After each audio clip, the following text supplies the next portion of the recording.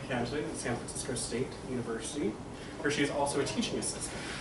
Winner of the Clark Gross Award, Paul Lafarge, and the Robert Browning Dramatic Monologue Contest. Her poetry has been published in many journals. Her books include Cutting Down the Last Tree on Easter Island from West End Press in 2012, Two Places from Kelsey Books 2014, and The Golem by Hadassah Word Press in 2017, this year. This is your most recent one, right? Oh. I'm very pleased to present Lenore.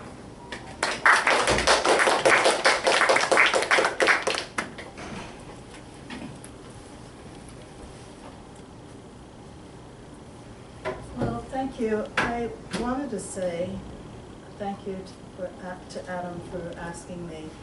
And you know, when I enrolled in the program, I was at a real low point of my life, and I have been able to put a lot of things together thanks to this program, the people in it, the professors. It's all been wonderful. So I wanted to thank this community. It's been very important to me personally. And I'll be graduating at the end of this semester. And if I get brave, I'll even have a party. But I live in the East Bay, so it would require some traveling, but I'll let you know about it. So although I've written a lot of poetry, I'm here in the fiction program. And I was thinking of reading from my novel, but I've been looking at it so much, I'm so sick of looking at my novel, that I decided to read something else, which is a new project. So it's still in, you know, it's certainly not finished. It's still, and it will be much bigger. I'll read the first 9 pages, double space. So the working title is The Dating Proposition. Annabelle was my best girlfriend, and by that I mean the one who's seen me through a divorce, at least 2 abortions that I'm willing to admit, and the birth of one of my children with shit coming out of my rear end as the nurses tried to get my feet back in the stirrups. Always the voice of calm in the eye of a storm, even when I wasn't sure I'd qualify for unemployment benefits due to some scumbag boss wanting to stab me in the back, and the only person who would return my calls within 1 hour's time, A.B. I won't bore you with how we met, but it was in 2nd grade when she tapped me on the shoulder since she had no implements to write with, and our teacher, Mrs. Woodcock, was about to dismiss her from the room for coming to school once again, hopelessly unprepared. A teacher who delighted in locking her charges in the clothing closet for the smallest infraction. Some would poo-poo this as an exaggeration of a deranged mind, but I assure you that is not the case. I saved the day with my offering of a pencil and inconspicuously threaded my fingers into her palm. Annabelle shared with me her peanut butter and jelly sandwich that oddly tasted of Campbell's tomato soup.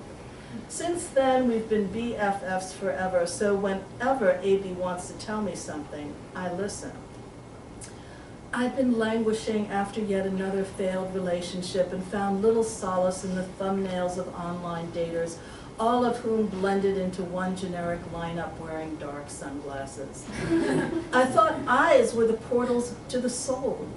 And after several years of making my way through these pathways of disillusionment, single-handedly keeping several coffee shops in business through a revolving door of prospective lovers, I vowed to retire to my queen-size bed with a book and my cell phone nearby on a pillow. I'm done with it, I told her, and put down my cup of coffee on the drain board. Not by a long shot, she said, and opened up my computer to a site where they were advertising a writing contest for stories about online dating. Who better than you? Annabelle did have a point. Who better than me, indeed, the one who'd been searching through the annals of online dating profiles with little to show for it, except for a few punch-outs on my coupon cards. After a while, everything does add up. My situation was predictable. Everyone knows that when you keep looking for something, you don't find it. Instead, I changed courses, spent more time with friends, went to museums, the gym, yoga classes, but found that none of these activities diminished my longing, and if anything else, made me long even more. In the end, I decided to stop trying to trick the universe into thinking I didn't want what I really wanted. Do you really think so? A.B. looked at me in that way she looks at me when she thinks I'm crazy. Oh, please, you know everything about online dating. She was clever, but I was on to her, trying to win me over to the positive side. Her grandmother, she'd once told me, had been a nightclub dancer in Batista's Cuba, her hair black and wavy and molded carefully alongside a chin that was dotted with blackheads. A.B. also had the body of a dancer, long arms, long legs. She explained how her grandmother sometimes mamboed while she cooked arroz con pollo, remembered her dancing on the kitchen floor. Not exactly her grandmother, but the young girl who wore black net gloves up to her elbows and a skirt of green ostrich feathers that had to be refitted for every performance. So much did the shaking of her hips disturb the feathers from their nesting place. I was such a beauty when I met George, she told A.B. They came from miles around. I performed outside the club in the dirt because they couldn't afford to come inside. Together, we were celebrating life. George had been her grandmother's husband for more than 30 years. People used to say things like, "We're going away for our anniversary weekend," or "throwing a huge party and you've got to come." Paper is the gift you supposedly give to couples commemorating their first year of marital union, moving up to precious stones once a couple hits the 35-year mark. I haven't recently heard about anniversary parties. Marriage is something that my group feels has atrophied like the appendix, and on occasion gets infected and needs to be taken out. I hate to be cynical, but I'm unsure what it takes for two people to stay together for an entire lifetime. How do you know if you were one of those people? And for heaven's sake, why not? In my own case, I was... In my own case,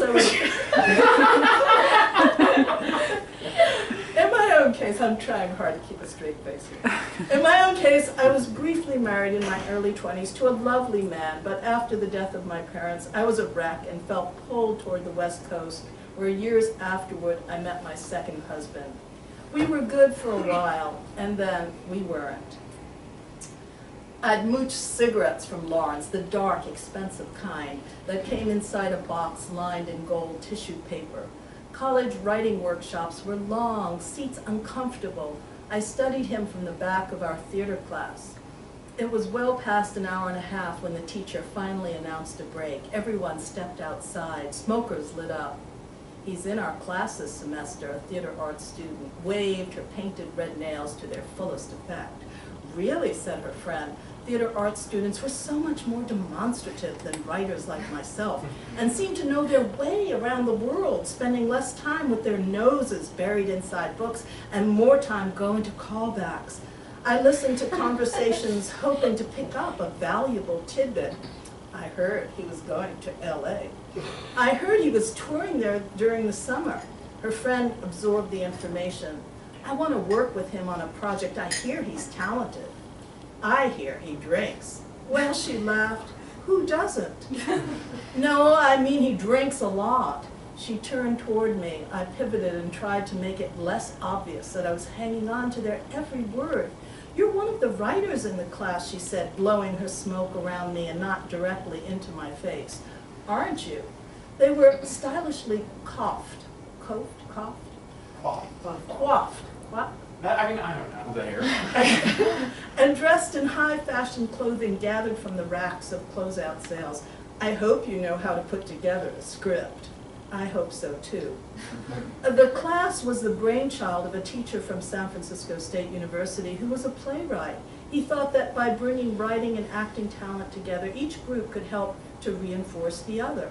The class featured staged readings. Lawrence played the wolf in a spoof on Little Red Riding Hood. He reclined in black leather boots on Granny's couch and started to sing a few bars of "Hey, hey, Red Riding Hood, you sure are looking good," a popular song at the time by Sam and the Sham. Lawrence ended his performance with a long wolf howl. Oh, woo! But how do you explain your past to someone over coffee, let alone to a group of literati? So when A.B. urged me to enter the contest, my first impulse had been to run the other way. She shook her sumac-colored braid. But you'll be doing everyone a favor. It's not a civil service job. She raised her eyebrow to new heights. You've been trying to do this for the last 3 years, and up to this point, you've been wildly unsuccessful.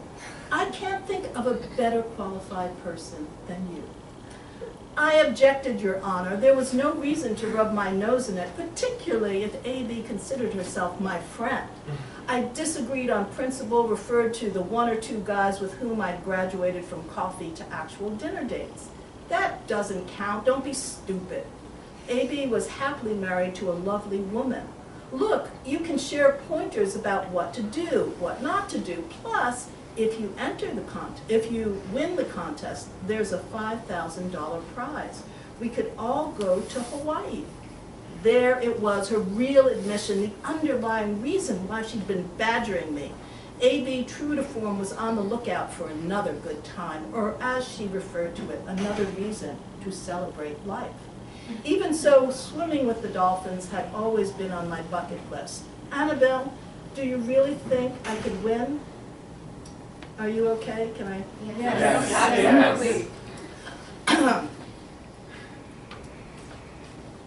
I'd never won anything, with the exception of a cotton t-shirt. Every Saturday evening, a nearby movie theater in the neighborhood gives away raffle prizes. One winter, I can remember sitting there, stub in hand, thrilled when I heard my number. I walked to the front, all eyes upon me, and a blue t-shirt. Ah yes, there's another thing you should know about me before I start handing out free advice.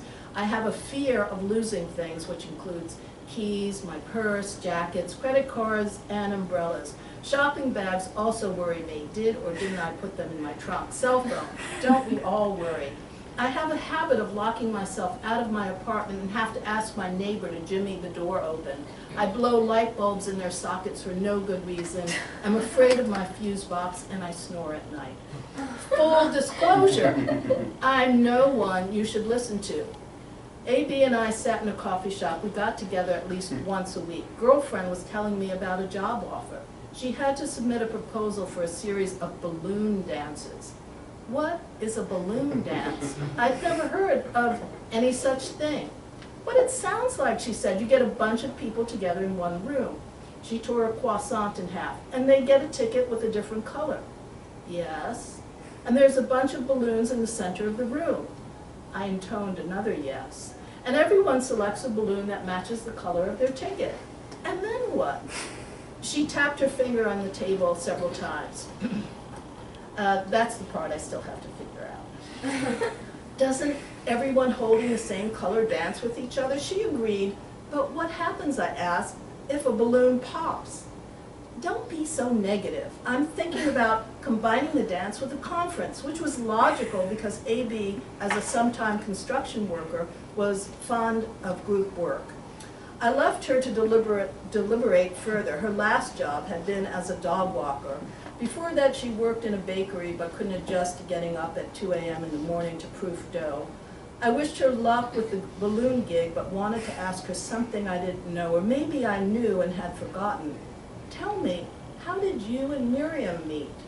A.B.'s face lit up like a Christmas tree, obviously glad to let the balloons float away.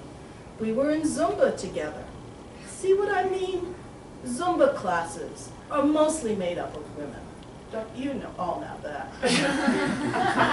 Where was I supposed to meet someone? Not in a bar, please. Please, no dank rooms, infrared light, overhead video monitors, condemned to a world of online dating where prospective male sweethearts butt up against each other with vacuous comments like, nice job, and feel free to contact me. I felt I deserved much more than a Rockcat lineup of bobbleheads sending one-liners to each other up and down a chorus line. The question is, and was, what series of events have brought me to beggar a boyfriend while clicking a mouse with one hand? This is the last part I'll read, but I have to read. Yes, you do. Continue, we love it. First, there was a profile.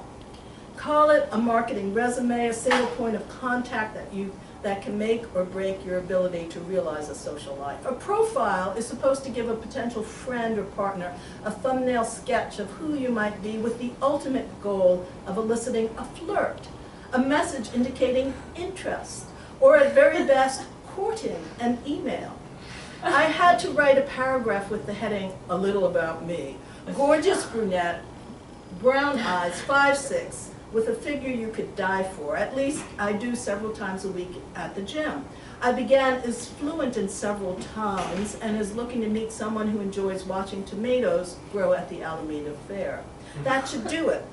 I posted my notice with a single keystroke.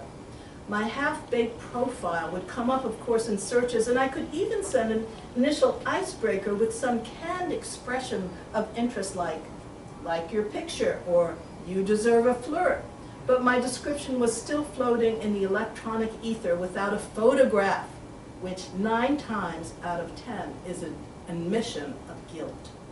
Speaking of photographs, I'd like to speak about them for a moment. I went through my collection trying to decide which one would tantalize the troops into thinking I was a hot number. I clicked open my stock of JPEGs. The one of me lying on a tattoo parlor bench was sure to give the wrong impression, not that I knew what the right impression was, but certainly not one of a single rose curling up the middle of my lumbar region. It revealed a lot more than I thought was appropriate, particularly with a skimpy white towel draped across my ample behind. Another more recent photo showed me in full dress attire, but I was standing before the entrance to a Howard Johnson's motel, and I didn't want to communicate a certain flighty disposition. I waffled. Finally, I located a rather nondescript photo, but then in a sudden moment of abandon, I posted the photo of myself on the tattoo table. I decided that it demonstrated daring. The next day, I received my first communication from the service. It had been a stern letter telling me that my picture had been rejected. Rejected by the online dating photo police. Without so much as a flirt, I already had a strike against me. I put the kibosh on my investigation of dating sites. Instead, I did the unthinkable. Cleaned house. Washed my floors, lifted the burners of my stove and scrubbed away burnt crud, collecting from the time when I had first moved into the condo. I even watched reruns of Twin Peaks. Finally, I came face to face with myself. I could join the profile literati, those legions of faces with nothing more than a song and a dance and a headline. You can do this, I told myself. I brought up an empty profile page and began to type, staked a claim here on hallowed online ground, where I hope to discover a new golden heart, all the while seriously doubting that such another existed. I wanted to tell the truth about myself, even if it hurt, and I had no one but my parents to blame.